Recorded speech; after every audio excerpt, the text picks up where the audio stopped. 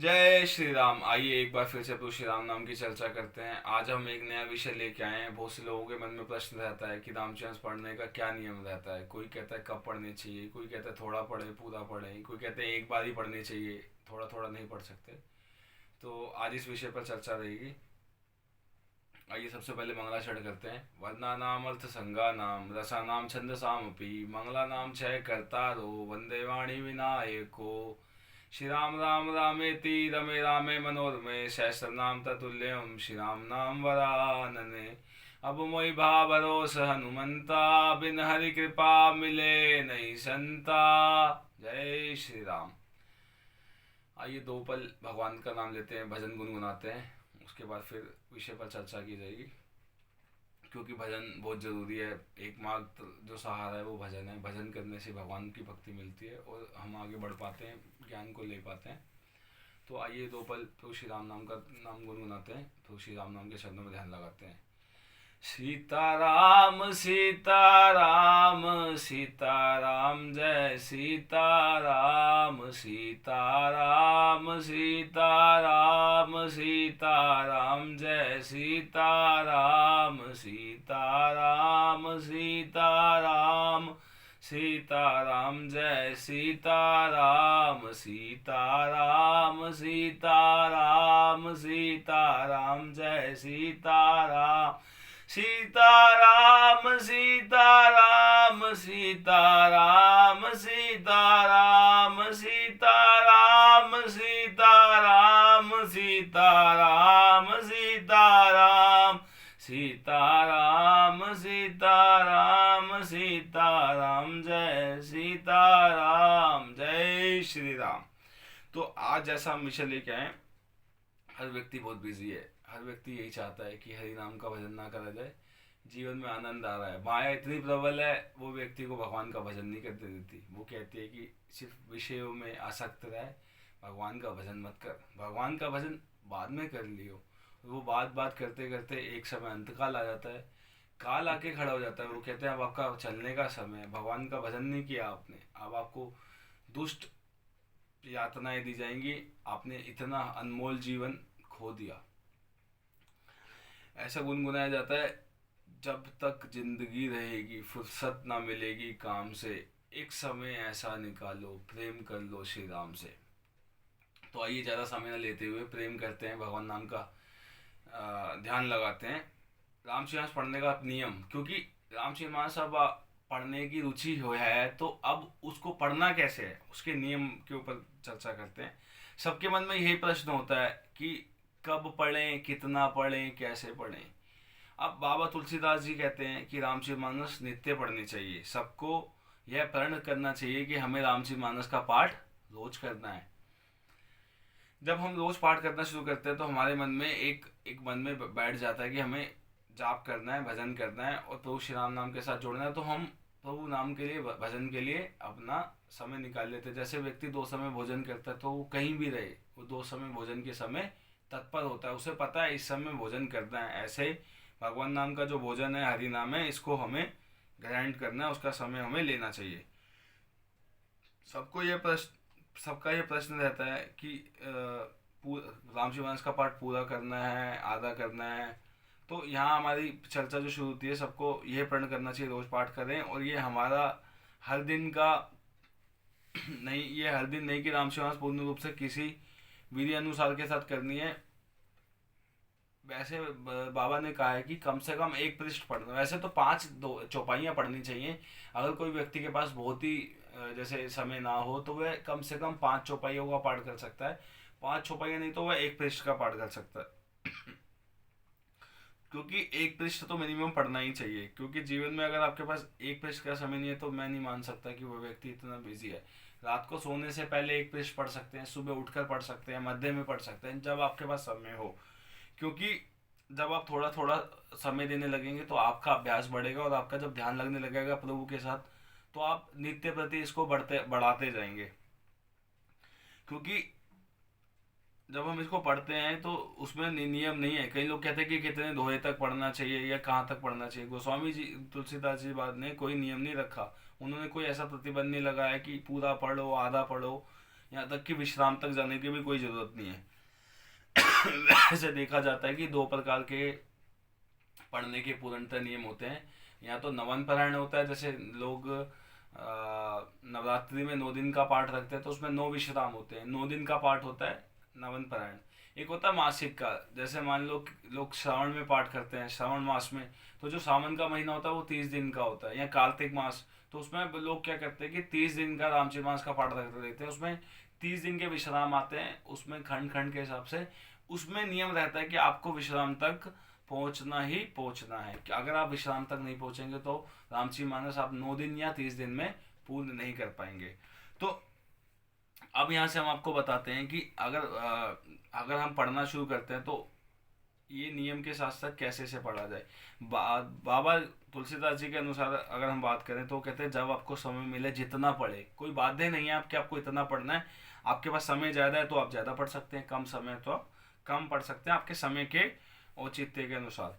तो अब आप जब आप अध्ययन करना शुरू करते हैं तो उसके बाद आपको उसका रसस्वादन करना चाहिए। अब रसस्वादन क्या है? रसस्वादन मान लीजिए किसी भोजन को अगर आप ग्रहण करते हैं तो जब उसका रस का से पान करते हैं, जब आप उसको ग्रहण करने के बाद जब आपको वो समझ में आने लगता है तो आपको जब उस ज्ञान दिव्य ज्ञान की प्राप्ति होती है तो आप उसके रस को लेना शुरू कर देते हैं। रस मतलब उसके अंदर का सार, जैसे एक फल होता है उसके अंदर जूस होता है, तो जब तक आप उस फल को छीलेंगे नहीं, उसके अंदर का जूस को मथेंगे नहीं तो जूस नहीं निकलेगा। ऐसे ही जब आप किसी चीज़ को जानेंगे, पढ़ेंगे, उसके बारे में आनंद लेंगे तो आपको उसका रस आने लगेगा।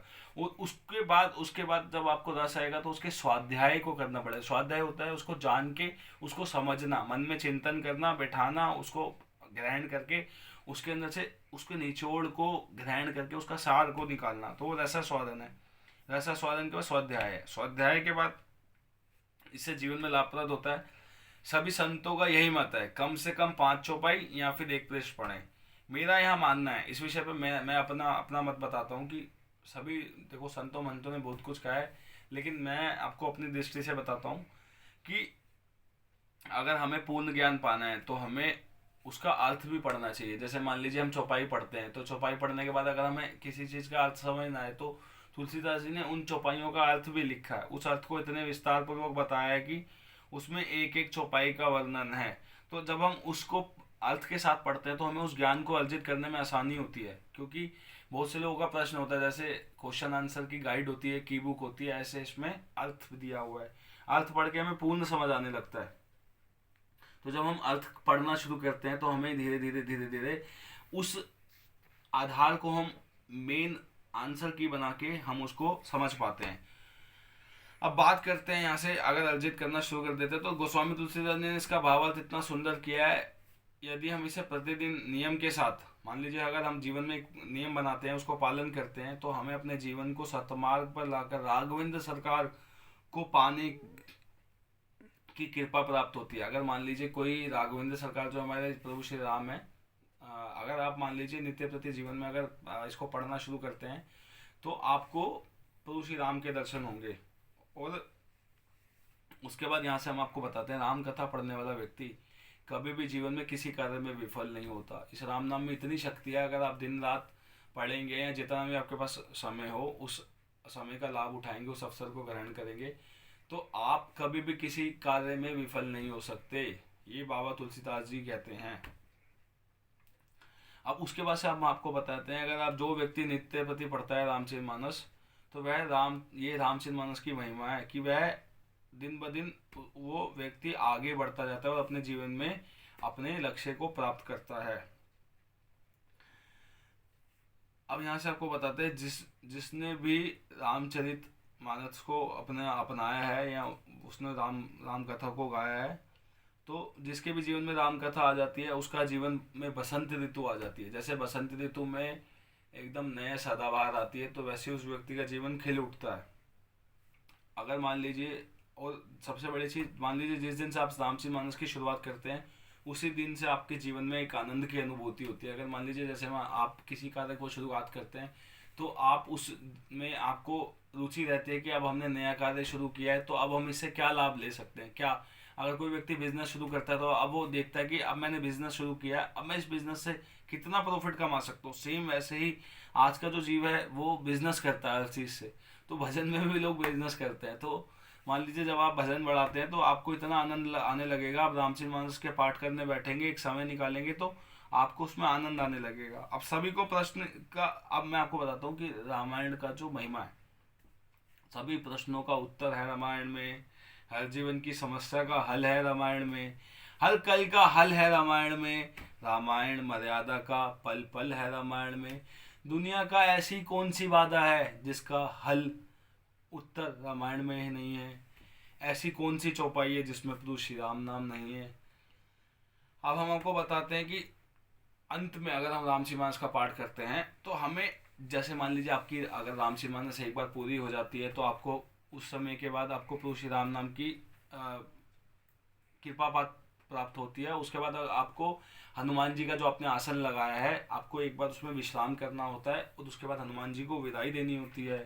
और उस विदाई में हमेशा ये बोलना होता है, मेरे साथ दोहराइए, क्या बोलना होता है, कथा विसर्जन होत है सुनो वीर हनुमान, राम लखन और जानकी सदा करो कल्याण, बार बार वर मांगे हूँ हर्ष देहु श्री रंग, पद सरोज अन पायनी, भक्ति सदा सत्संग। इसके बाद फिर जय घोष करना होता है, 3 बार उच्चारण करना होता है। वैसे तो सभी जगह रामचरितमानस का एक ही है, पूरे भारतवर्ष में एक ही रामचरितमानस है, लेकिन जो मुख्य जय घोष होते हैं वो 3 ही होते हैं। मैं आपको बताता हूँ, हर व्यक्ति को ये आप नोट कर लीजिएगा। सियावर रामचंद्र की जय, उमापति महादेव की जय, बोलो भाई सब संतों की जय। रामचरितमानस जो पढ़ने के नियम है मुख्यतः यही है, और बाकी कुछ मुख्यतः जो नियम है वो तो आपको पता ही होंगे। रामचरितमानस को पढ़ने से पहले एक कपड़ा बिछाना होता है, उसमें आपको रामचरितमानस को एक लाल कपड़े में रखना होता है और एक आसन रखा जाता है हनुमान जी का, और उसके बाद आपको कुछ चौपाइयाँ गानी होती हैं। फिर हाँ, मुख्य बात, हमेशा राम जी रामायण जो रामचरितमानस पूरी हो तो आपको श्री रामायण जी की आरती करनी होती है। जब आप श्री रामायण जी की आरती करेंगे तो वैसे तो डेली करनी होती है श्री रामायण जी की आरती, अगर आपकी नवन पारायण है, चाहे मासिक है, चाहे आप नित्य प्रति पढ़ते हैं। अगर आप एक पेज पढ़ते हैं तो एक दिन बना लीजिए, जैसे मान लीजिए आप रोज आरती नहीं कर सकते तो आप हफ्ते में एक दिन मंगलवार कर लें, शनिवार कर लें। अन्यथा वैसे तो शास्त्रों के हिसाब से जब भी आप रामचरितमानस खोलते हैं तो आपको स्टार्टिंग में मंगलाचरण करना चाहिए या राम भगवान का भजन करना चाहिए। हर दोहे के बाद एक संपूर्ण लगाना चाहिए, सिया राम मैं सब जग जानी करूँ प्रणाम जो जुग पानी, या फिर बोलना चाहिए श्री राम जय जय राम, या बोलना चाहिए श्यावर रामचंद्र भगवान की जय, बोलो सब भक्तन की जय, बोलो श्री राम हनुमान जी महाराज की जय, या फिर जो आपको प्रिय लगे वो आप अपनी लाइन दोहरा सकते हैं हर दोहे के बाद। और अगर आप 5 ही चौपाइयाँ पढ़ने वाले हैं तो आप बीच में ये वाली चौपाई जोड़ सकते हैं,